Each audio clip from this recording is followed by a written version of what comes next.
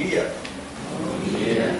Nós vamos recordar algumas passagens do Novo Testamento. Mas nos lembramos que quando nós começamos a ler o Evangelho, tomamos contato com o Evangelho, logo percebemos a figura central, a figura mais importante é Jesus. Depois de Jesus, Paulo de Tarso. Nós vamos recordar alguma coisa a respeito de Paulo de Tarso.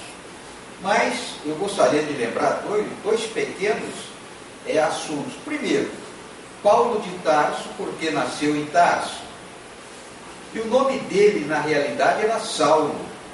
Na sua primeira viagem, ele passou a adotar o nome de Paulo. No começo era Saulo, depois Paulo. Paulo já é o nome romano. E o termo cristão. Os primeiros seguidores de Jesus, eles não eram chamados de cristãos. O termo cristão, ele foi aparecer mais ou menos no ano 45, na cidade de Antioquia. Então, Paulo, ele visitava muito a cidade de Antioquia, ele com Barnabé, onde também muitas vezes encontravam Lucas, e foi numa conversa entre Paulo, Barnabé e Lucas que surgiu o termo cristão, o termo cristianismo. Então, talvez a gente fale aqui de cristão numa época que esse termo não era utilizado. Mas Paulo nasceu na cidade de Tarso, na província da Cilícia. Olha, essa história de província, naquela época era bastante comum.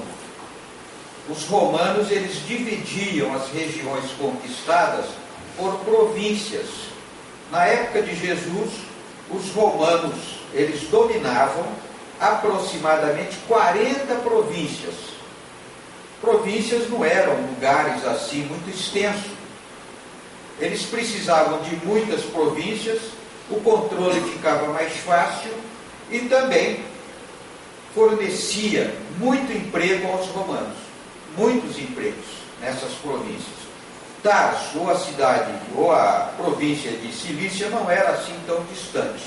A cidade de Tarso, ela continua até hoje no mesmo lugar. Ela não mudou de lugar. Ela pertence à Turquia. Dizem que na época de Jesus, Tarso tinha aproximadamente 500 mil habitantes. Eu acho um pouco exagerado, né? Mas no recenseamento de 2000, a cidade de Tarso tinha 216 mil habitantes. Hoje ela não chama mais Tarso, ela tem um nome turco, para nós, impronunciável. Mas, continua lá a cidade de Tarso. Paulo, ele nasceu na cidade, até os 12 anos ele morou ali na cidade de Tarso. Seus pais eram judeus, o que era muito comum naquela época, os judeus deixarem a Judéia e irem para cidades onde eles pudessem normalmente montar o comércio. E a família de Paulo, judeus, tinham um comércio na cidade de Tarso. Mas nós sabemos também que Paulo, ele era cidadão romano. Essa história de cidadão romano, naquela época era bastante comum. Os romanos tinham o costume de dar o título de cidadão romano para grupos de pessoas, para determinadas cidades. Eles vendiam o título de cidadão romano. E a família de Paulo, pais judeus, a história nos diz que os romanos, eles deram esse título a todos os judeus da cidade de Tarso. Porque quando eles dominaram essa cidade, os judeus colaboraram muito com os romanos. Como recompensa, receberam o título de cidadão romano. Então, Paulo, ele era judeu e ele era romano. Quando ele era adolescente, ele foi matriculado na escola rabínica em Jerusalém, que não é muito próximo. E em Jerusalém, ele conheceu Gamaliel, que era exatamente o rabi que cuidava da escola rabínica, onde ele passou a estudar. Uma escola rabínica ensinava aos jovens a ler, a escrever ensinavam as línguas faladas ali na região, ensinava matemática, ensinava geografia, ensinava um pouquinho de medicina, um pouquinho de veterinário, um pouquinho de agronomia, ou seja, ensinava um pouquinho de tudo, dependendo, é claro, do conhecimento do professor, do rabi. Mas a grande preocupação era estudar as leis mosaicas, era estudar as leis do judaísmo, que naquela época tinha aproximadamente 640 itens. Começou com os 10 itens lá de Moisés, os 10 mandamentos, mas na época de Jesus já tinha 640. Interpretar essas leis era muito difícil. Então, os doutores da lei, os jovens que passaram pela escola rabínica, eles aprendiam todas essas coisas e mais. Eles interpretavam essas leis, é claro, de acordo com o judaísmo. Paulo não conheceu Jesus. Ele era aproximadamente 10 anos mais novo do que Jesus. Mas assim que Jesus morreu, assim que Jesus foi crucificado, seus seguidores, eles fundaram a Casa do Caminho na cidade de Jerusalém, e essa Casa do Caminho era uma instituição que cuidava de doentes, cuidava de pessoas idosas que não tinham família. Eles ensinavam os ensinamentos de Jesus, cuidavam de pessoas doentes, ou seja, era uma instituição que cuidava de povos necessitados. E foi exatamente aí que começou a perseguição dos judeus para com os seguidores de Cristo. Na cidade de Jerusalém, essa perseguição não era de romano contra cristão. A perseguição vinha dos judeus. Os judeus perseguiam os cristãos. Nos lembrando que os judeus, principalmente na cidade de Jerusalém, tinham uma força muito grande, coisa que não existia em outras cidades. Em Jerusalém ficava o que nós chamamos Sinédrio, era aquele conselho que, entre outras coisas, cuidava da religião. E em Jerusalém ficava o templo de Jerusalém.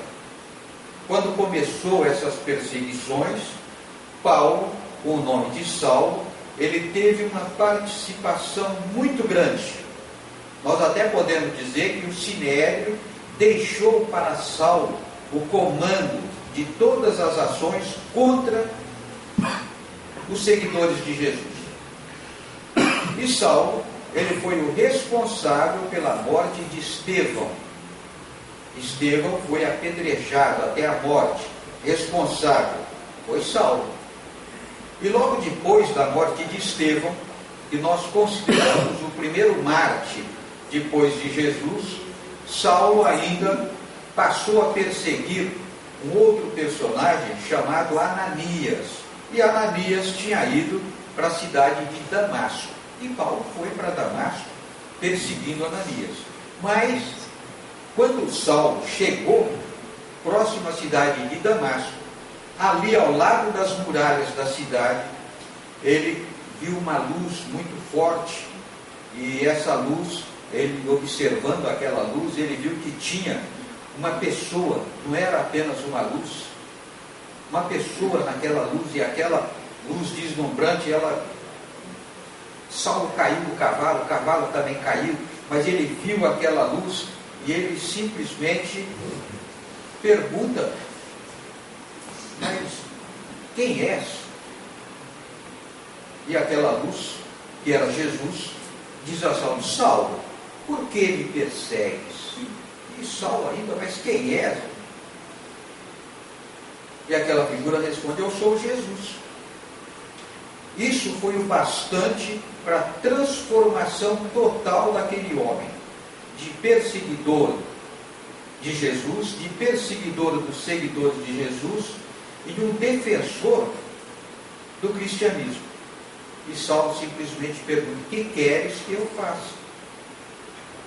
Então a resposta é que ele deveria adentrar a cidade de Damasco, e ali ele teria a resposta à sua pergunta. Saulo ficou cego, ele entrou na cidade de Damasco, ele ficou 3 dias não enxergava coisa nenhuma. Aí ele recebeu a visita de Ananias. Ananias lhe deu novamente a visão. E Paulo, a partir daí, se tornou um seguidor de Jesus. Ele saiu de Damasco, ele volta para Jerusalém, mas quando ele vai chegando em Jerusalém, ele se encontra com Gamaliel. Gamaliel foi seu antigo professor. Ele conversa com Gamaliel e Gamaliel entrega para Saulo uma cópia do Evangelho de Mateus. Gamaliel tinha recebido essa cópia do Evangelho de Pedro e ele passa para Paulo. Paulo pega essa cópia e se retira, ele vai para o deserto. Ele percebeu que eram ensinamentos de muita profundidade. É claro que ele conhecia perfeitamente os ensinamentos do judaísmo. Mas ele fica 3 anos no deserto, trabalhando. Ele era tecelão, ele montava tendas, ele trabalhava com couro. Mas ele estuda aquele evangelho em todos os seus pormenores. Depois de 3 anos estudando esse evangelho, Saulo, ele acha que já está em condições de começar a ensinar outras pessoas a respeito de tudo que Jesus tinha deixado no nosso mundo. E ele resolve começar por Damasco. Ele vai até Damasco, mas ele é expulso de Damasco. Os judeus de Damasco expulsam Saulo. E Saulo volta novamente para Jerusalém. Quando ele chega em Jerusalém, ele também não é aceito pelos judeus. Novamente ele descobre que os judeus viam um inimigo. Agora ele era inimigo. Ele até tenta se aproximar dos seguidores de Jesus, mas percebe também que todas aquelas ações que ele tinha realizado no passado, elas não tinham sido esquecidas. Aquele povo se lembrava. Então ele não é aceito pelos judeus e também não é aceito pelos seguidores de Cristo. Aí ele encontra um outro personagem também muito importante lá no início do cristianismo, Barnabé. Barnabé, ele conhecia Paulo. Barnabé também tinha passado pela escola rabínica, e Barnabé diz para Paulo: olha, Paulo, a melhor coisa que você faz, você fica quietinho no teu canto e deixa o tempo passar. Por enquanto, tudo aquilo que você fez ainda está muito forte na lembrança das pessoas. E Paulo volta novamente para a sua cidade, volta para Tarso. Em Tarso, ele não é aceito pela sua família. A sua família, claro, uma família dentro do judaísmo, eles não queriam ali um cristão. Então Paulo, ele vai para a cidade de Tarso e começa a trabalhar como celeiro, não mora com a sua família, e o tempo vai passando. Até que certo dia ele recebe novamente a visita de Barnabé. Barnabé estava na cidade de Tarso e ele veio buscar Paulo para que o auxiliasse ali na cidade de Antioquia. Antioquia também era uma cidade extraordinária nessa época. Antioquia continua ali no mesmo lugarzinho, hoje chama Antáquia, pertence à Turquia. E dizem que hoje, Antáquia, no último recenseamento feito na Turquia, que foi em 2012, Antáquia estava com 470 mil habitantes. Os historiadores dizem que na época de Jesus, ela também tinha esse número de habitantes. Eu acho um pouco exagerado, né? Mas dizem que Antáquia, Tarso e Alexandria, mais Roma, eram as maiores cidades do mundo conhecido. E Paulo, ele vai com Barnabé para Antioquia, e ali em Antioquia, ele começa a ensinar o povo. Ele fica 1 ano ensinando as pessoas em Antioquia. Nos lembrando que Paulo estava altamente preparado para a missão. Ele conhecia o Evangelho, ficou 3 anos estudando, ele conhecia os ensinamentos do judaísmo, ele era doutor da lei, ele falava latim, ele falava grego, e ele falava a língua ali da região de Jerusalém. Ele falava tudo isso. Ele falava o hebraico, Então ele não tinha dificuldade nenhuma com nenhuma língua ali da região. E ele fica em Antioquia ensinando as pessoas, se preparando para o desempenho da sua missão. Mais ou menos no ano 45, Paulo e Barnabé, eles saem para ensinar, para fundar igrejas no cristianismo. Os cristãos já tinham essa denominação. E Barnabé queria ir para a ilha de Chipre. A ilha de Chipre não fica muito distante. E Barnabé, mais Paulo e mais Marcos, o evangelista que era sobrinho de Barnabé, eles vão contornando o Mediterrâneo. Em todas as cidades por onde eles passavam, eles ficavam um determinado tempo até fundar uma igreja, até arrebanhar algumas outras pessoas. Na cidade de Antioquia já tinha muitas outras pessoas que tinham abraçado o cristianismo e que ficaram tomando conta da igreja em Antioquia. Depois dessa primeira viagem, que foi cercada de muito sofrimento, Paulo, Barnabé, Pedro, Tiago, eles se reuniram em Jerusalém e fizeram uma reunião, foi uma reunião cristã da maior importância. Essa reunião, algumas pessoas dizem que foi o primeiro concílio. Concílio é reunião de cardeal. Naquela época não existia a Igreja Católica, não existia nada. O cristianismo estava começando. A finalidade dessa reunião, que foi realizada em Jerusalém no ano 49, era para definir se aquilo que eles estavam ensinando seria apenas uma extensão do judaísmo, como era o farisaísmo, é isso que eles queriam, ou se aqueles ensinamentos do Cristo iriam se transformar numa nova religião. Foi uma discussão, nós podemos dizer, bastante longa, mas no fim dessa reunião se chegaram a duas conclusões da maior importância. A primeira, que aqueles que aderissem ao cristianismo não tinham que fazer a circuncisão, não precisava mais, estavam dispensados da circuncisão. No judaísmo, isso continua. Aliás, continua até hoje.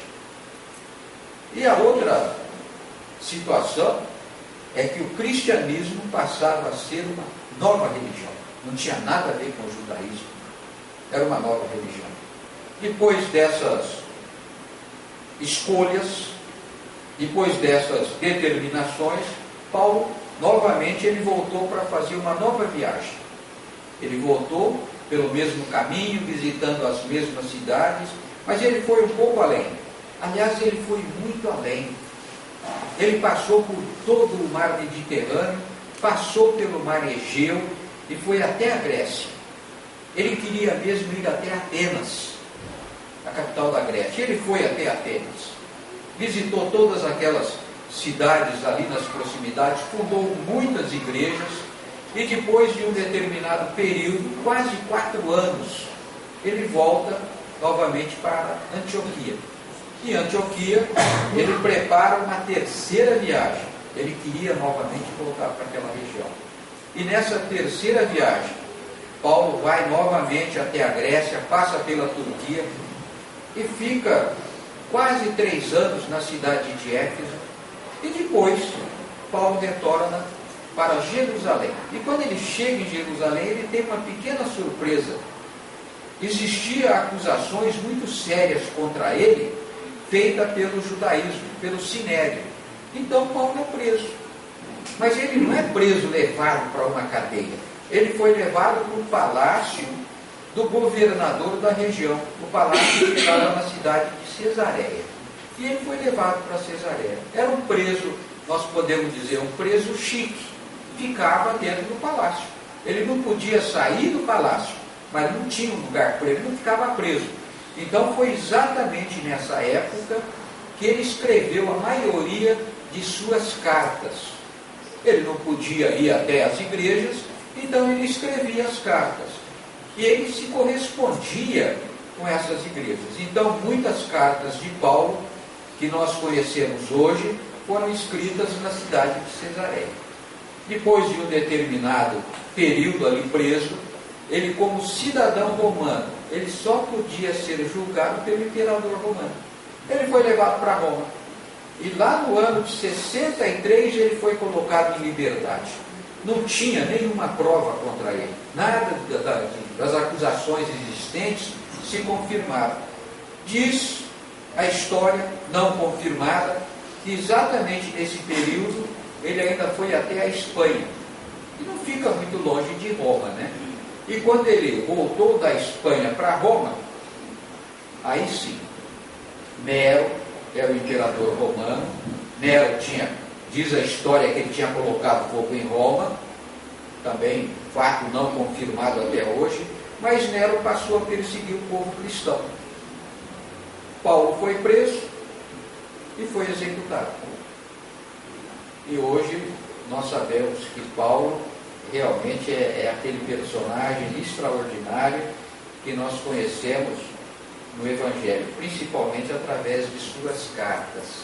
Mas vamos recordar, o ensinamento de Paulo não é muito conhecido não, mas eu gosto muito desse ensinamento. Ele diz assim, Paulo escrevendo aos Romanos: se viverdes segundo a carne, morrereis, mas se pelo Espírito mortificardes as obras do corpo, vivereis. Entenderam? Ah, entenderam sim, estou vendo, todo mundo entendeu. Mas vamos ler, quem que é que ele está falando? Na primeira frase ele diz assim: se viverdes segundo a carne, morrereis. Ele está dizendo que se nós valorizarmos mais os impulsos materiais, se nós nos preocuparmos somente com as conquistas do mundo material, nós vamos perder a oportunidade reencarnatória. Ou seja, nós vamos morrer. Mas não morrer como? Esse morrer é perder a grande oportunidade reencarnatória. E a gente fala, mas qual o problema de perder a oportunidade reencarnatória?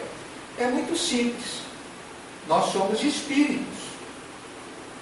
E os espíritos, a maior parte dos espíritos está no mundo espiritual. 1/5 está encarnado, ou seja, 20% encarnado, 80% desencarnado. A fila para reencarnação lá do outro lado é muito grande. Não tem vaga para reencarnação, não. Quando você está no mundo espiritual, a pessoa quer reencarnar, mas tem que esperar. Às vezes 150, 200 anos. Em média, o dobro do tempo que ela ficou aqui. Então você tem que esperar uma oportunidade. É uma oportunidade que quando chega, a pessoa tem que segurar. Ela tem que valorizar a oportunidade reencarnatória. E se ela chega aqui no mundo material, só se preocupa com as conquistas do mundo material, ela perde essa oportunidade. Quando que vai ter outra? Talvez demore até mais tempo. Então, essa primeira frase nós já entendemos. Aí ele diz a segunda frase: se pelo Espírito mortificardes as obras do corpo, viverei. Ou seja, em benefício do Espírito, eu tenho que mortificar as obras do corpo. Mortificar é castigar o corpo, castigar alguma coisa. Mas ele não está falando que é para mim castigar o corpo. Ele está falando que é para mim castigar as obras do corpo. É diferente. E quais são as obras do corpo? Se nós continuarmos lendo a carta de Paulo, ele vai nos falar quais são as obras do corpo. As obras do corpo, segundo Paulo: adultério, idolatria, alcoolismo, drogas, glutonarias, inveja, ciúmes, assim vai. Então o que ele está dizendo é que é para mim mortificar essas obras do corpo. Se eu estiver mortificando essas obras, eu estou valorizando o meu espírito. Coisa simples da gente entender, né? Então é isso que nós precisamos fazer. Valorizar o espírito, valorizar os impulsos espirituais, preocupação, conquistas no mundo moral. E aí nós vamos ter muita gente aqui no nosso mundo que se preocupa muito em viver segundo a carne. Ele acha que existe um paraíso aqui no nosso mundo material. E ele quer conquistar esse paraíso. Olha, ele vai ter uma decepção muito grande. No mundo material não tem paraíso coisa nenhuma. Se ele acha que existem lugares melhores, realmente existem. Não no nosso mundo material. Tá bom, pessoal? Vamos lembrar mais uma passagem de Paulo? Ele diz ainda aos Romanos uma frase: também nos glorificamos nas tribulações. Ele está dizendo que nós crescemos na dificuldade. Mas é claro que crescemos, e crescemos muito. Como que nós recordamos Paulo? Quando nós nos lembramos de Paulo, quando nos lembramos de Jesus, sempre tem alguma coisa que nos faz lembrar desse personagem. De Paulo. Olha, de Paulo, quando lembro de Paulo, eu me lembro de duas coisas. A primeira, o encontro de Paulo com Jesus às portas da cidade de Damasco. Realmente foi extraordinário. Ele perguntar a Jesus: que queres que eu faça? Esse é Paulo. Se vocês lerem o livro Paulo e Estevão, vocês vão descobrir mais uma passagem que nos lembra Paulo constantemente. Foi o seu retorno ao mundo espiritual. Depois dele passar grande parte da sua vida difundindo os ensinamentos do Cristo, ele retorna ao mundo espiritual e é recebido como vencedor. Mas, como Saulo, o que ele fez? Como Saulo, ele perseguiu os cristãos. Como Saulo, ele foi terrível. Como Paulo, ele foi difundir os ensinamentos do Cristo, mas quando ele passou pela região de Turquia, quando ele passou pela região da Grécia, ele encontrou muitas dificuldades. O seu caminho não era todo florido, não. Ele foi preso várias vezes, ele levou pedrada um monte de vezes, ele foi açoitado algumas vezes, ele foi martirizado em Roma, foi executado, ou seja, não foi fácil não. Mas ele sabia que ele estava se redimindo como espírito. Ele ainda carregava a responsabilidade pela morte de Estevão. E ele, mesmo passando por todas essas dificuldades, ele agradece a tribulação. Ele agradece. E nós até quando vemos isso aqui, ficamos imaginando: pô, mas a tribulação é assim tão bom? Olha, eu não sei não, viu? O sofrimento não é coisa boa não. Você passar por dificuldades, é claro, nós até precisamos. Mas será que nós temos que procurar as tribulações? Será que nós temos que sair por aí tentando ter uma vida de sofrimento? É claro que não. Nós não temos que procurar coisa nenhuma. Se as tribulações ocorrerem no meu caminho, tudo bem, mas eu não tenho que procurar não. Tá bom, pessoal? No Evangelho de Lucas, nós encontramos uma frase que inclusive está no Evangelho. E é uma frase que diz assim: qualquer um que não levar a sua cruz e não vier após mim, não pode ser meu discípulo. Uma frasezinha bem simplesinha, né? Qualquer um que não levar a sua cruz e não vier após mim, não pode ser o meu discípulo. Qualquer um que não levar a sua cruz. Jesus está dizendo que nós temos uma cruz. Pronto. Nós temos uma cruz. Todos nós temos uma cruz. E interessante que essa cruz é nossa. É uma cruz particular. A minha cruz quem carrega sou eu. Não é minha esposa, não é meu filho.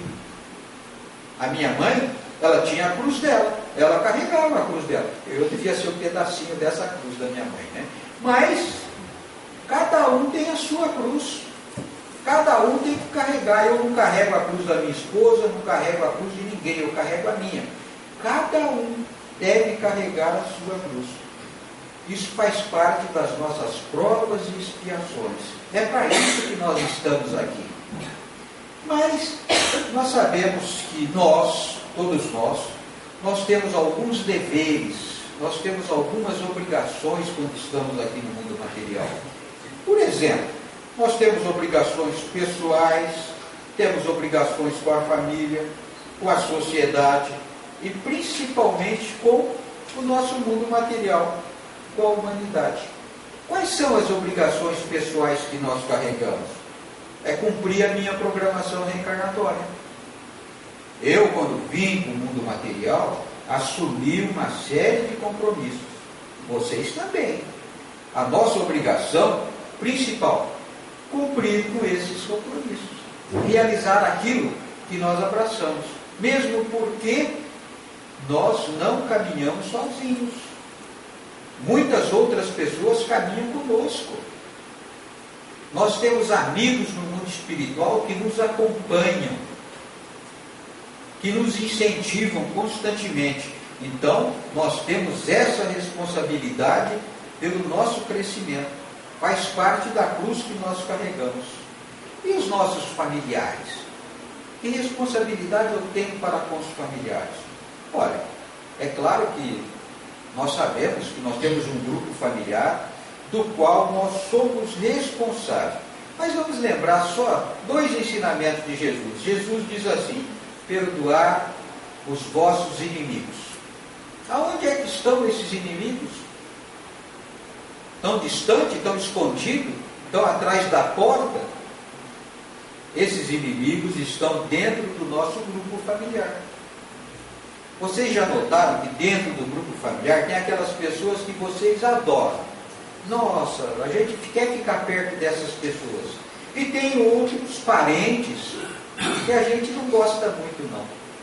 De vez em quando a gente tem que ficar junto com esses parentes, mas não é um parente chato, um parente que a gente...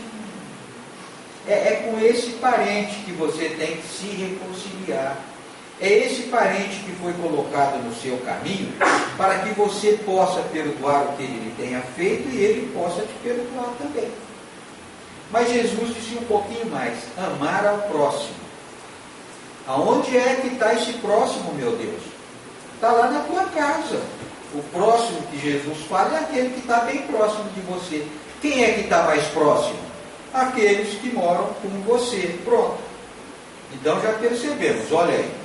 Mas nós temos uma responsabilidade também, uma obrigação com a nossa sociedade. Eu me lembro, não faz muito tempo, a gente vendo a televisão e mostrar a cidade de Tóquio. Olha, um japonês com uma pinça catando um toquinho de cigarro no chão para pôr no lixo. Eu fiquei com uma inveja danada, mostrando aquela cidade limpinha, bonitinha, arrumadinha. Mas peraí, por que nós não podemos ter uma cidade limpa, bonita, igual àquela? Qual o problema?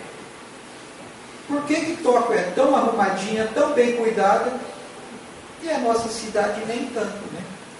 Então a gente percebe que é o povo.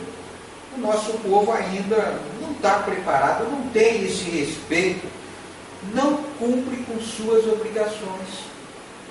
Se nós cuidássemos melhor, se cada um cumprisse totalmente com a sua parte, a nossa cidade seria uma coisa maravilhosa, igual Tóquio. Você já viu quanta gente morre no trânsito? Por quê?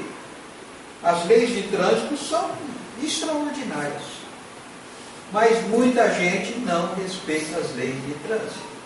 Então, tem uma série de problemas. Nós temos outras leis, nós temos outras normas que muita gente não cumpre. Pronto, já estamos percebendo que responsabilidade é nossa, mas não, cada um tem que fazer a sua parte. Mas tem aquela responsabilidade, aquela obrigação para com o planeta, para com a humanidade de um modo geral. E nós até, o que eu posso fazer pela humanidade, meu Deus? O grande problema hoje é poluição. Mas eu não fumo, eu não ponho fogo em lixo, eu não fico fazendo fogueira no fundo de casa. Nem tem lugar lá para fazer fogueira. Eu não faço nada disso, não faço poluição nenhuma. Eu não faço barulho, não fico buzinando, fazendo poluição sonora. O que eu posso fazer pela humanidade?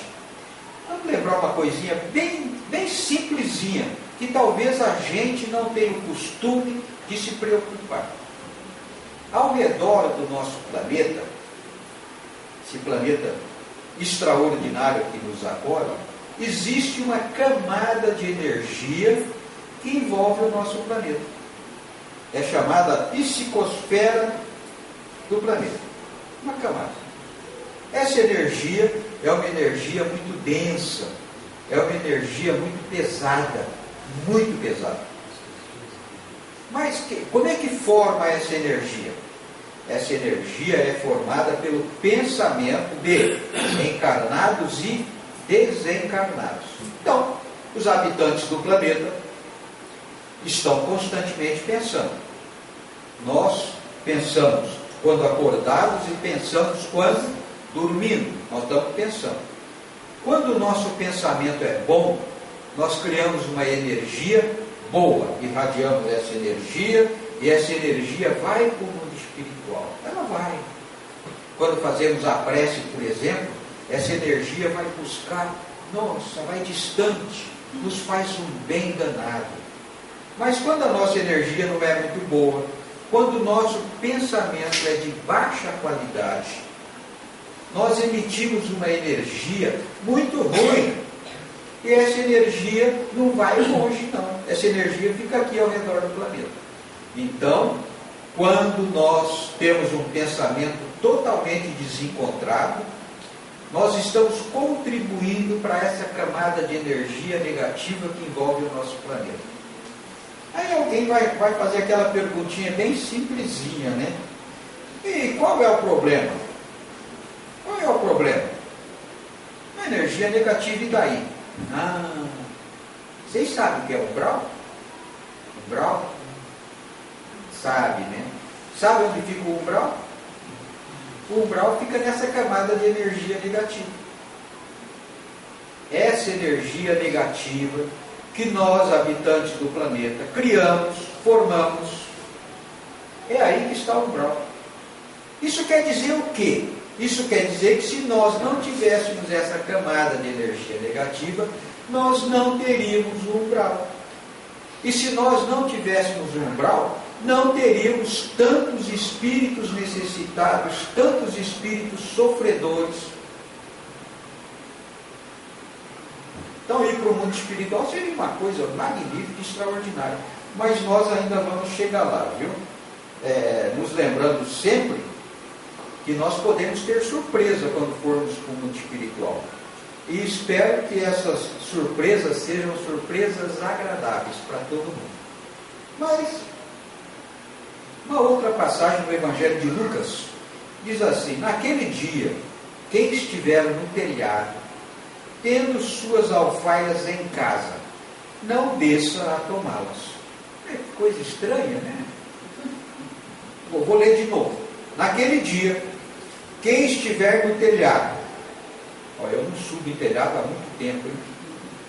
Tendo suas alfaias em casa, não desça a tomá-las. Pronto. É claro que Jesus está falando, aqueles que estavam me ouvindo, sabiam o que Jesus estava falando. Muito antes de Jesus, desde a chegada dos romanos àquela região, eles sabiam que isso iria trazer problemas.